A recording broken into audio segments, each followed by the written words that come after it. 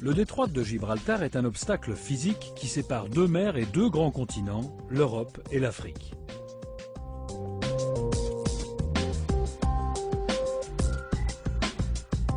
Cette réalité géographique complexe nous a donné pendant des siècles le sentiment de faire partie de deux mondes éloignés. Quand un homme voit un fleuve, il veut le traverser. Quand il voit une montagne, il veut l'escalader. Et placé face à l'abîme, il regarde droit devant. Pour arriver jusqu'à l'autre côté, il fallait trouver le chemin. Ou le bâti.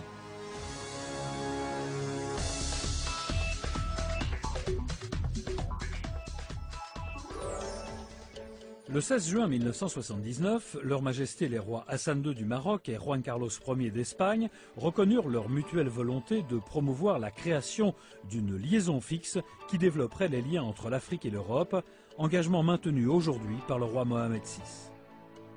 Les gouvernements marocains et espagnols signèrent un accord de coopération et créèrent en 1980 un comité mixte qui approuve le plan de travail à suivre.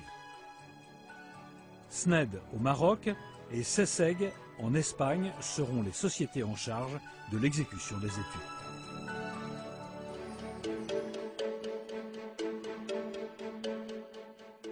Avec le support d'instituts scientifiques et techniques nationaux et internationaux, commencèrent les études dans les différents domaines. Milieu physique, études d'ingénierie, milieu socio-économique, études juridiques et institutionnelles, relations internationales. Les travaux se sont concentrés dans la recherche de solutions techniques, certaines d'entre elles inédites. 42 campagnes marines et des forages profonds et 3 ouvrages expérimentaux à Malabata, Tanger, Bologna et Tarifa ont permis de mieux connaître la géologie spécifique du projet. En 1996, c'est la solution tunnel qui a été retenue comme solution de base du projet, écartant ainsi la solution pont. Un tunnel ferroviaire creusé sous le fond marin, fonctionnellement similaire au tunnel sous la Manche, mais avec une complexité géologique qui en fait un défi sans précédent dans la construction de grandes infrastructures. Nous faisons face à un défi historique de l'ingénierie.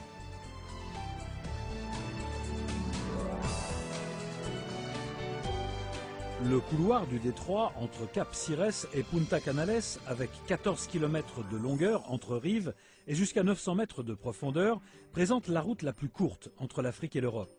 Cependant, l'endroit qui rassemble le mieux les paramètres de distance et de profondeur est celui qui s'étale entre Punta Paloma et Cap Malabata, le seuil du détroit.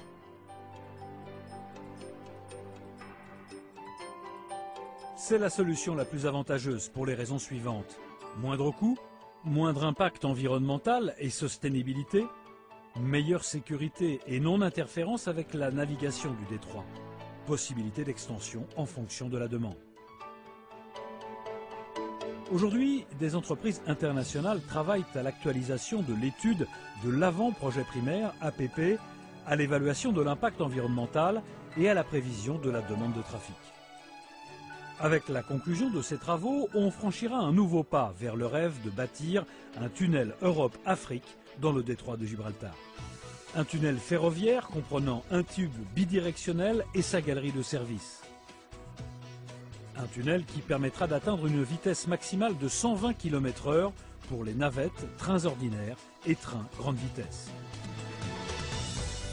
Lors de sa première phase, le tunnel bidirectionnel aura une capacité de transport annuel prévue pour 2025 de 16 millions de passagers et de 2 millions de véhicules.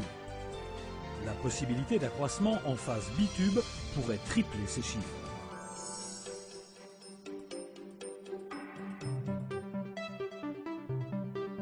L'Afrique a déjà commencé à étendre ses voies terrestres pour parvenir à relier tous ces pays à la Méditerranée. En même temps, l'Europe développe ses corridors vers le détroit. Tous ces grands travaux resteraient inachevés sans le maillon qui les unirait.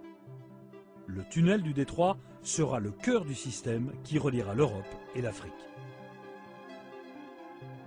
La liaison fixe du détroit se trouvera au centre du système d'échange euro-africain, réduira considérablement la durée du trajet, et répondra aux besoins de développement socio-économique des deux continents.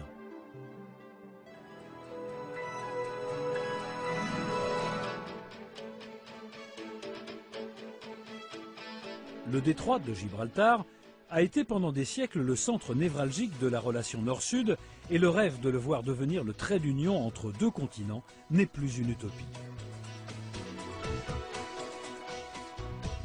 Les deux rives de la Méditerranée auront un essor dans l'augmentation des flux de biens et de personnes, échanges commerciaux, de main-d'œuvre et de services, tourisme de proximité entre autres, qui se traduiront par le renforcement de l'intégration sociale et culturelle, complétant leurs économies et les rendant plus concurrentielles.